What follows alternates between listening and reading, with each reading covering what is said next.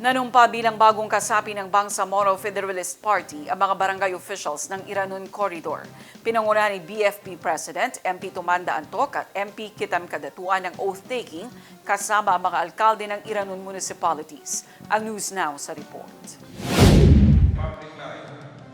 Kasapi na rin ng Bangsamoro Federalist Party o BFP ang mga barangay kapitan at kagawad ng Iranon Corridors matapos manumpa mga ito ngayong araw ng Martes, July 7, 2026 sa Parang Maguindanao del Norte na may temang One Iranon para sa Bangsamoro.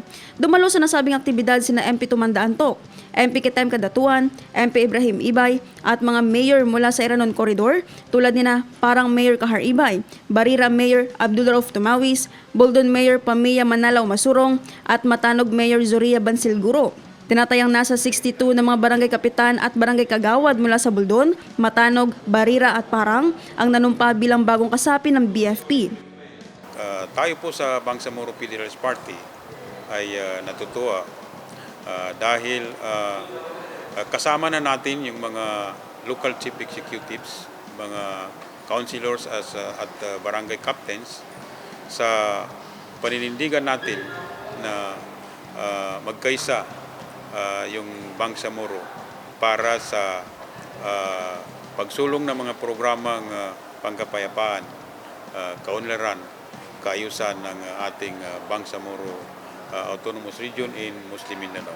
Napakagandang sinyalis po yung nangyari na lahat ng kapitan, barangay ng apat na munisipyo ay sumapi sa Bangsamoro Federalist Party.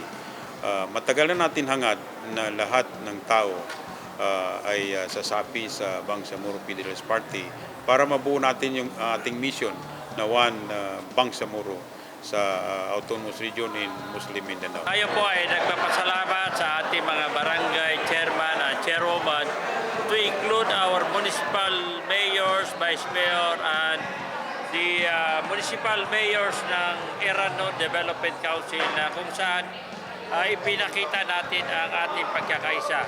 All the officials of the Iranon Corridor ay nagkaisa at nandito sila na kung saan yung perfect attendance signifies na nagkakaisa po ang Iranon Development Council.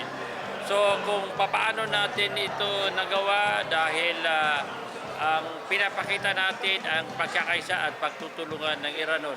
This will be the tool na mas mapabilis natin ang inaasam-asam natin na kapayapaan, development, kung maipakita natin na tayo po ay nagkakaisa.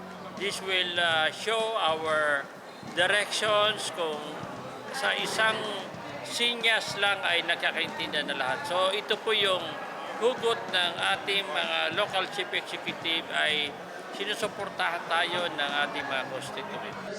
Naphtali Velarde, iMinds, Philippines.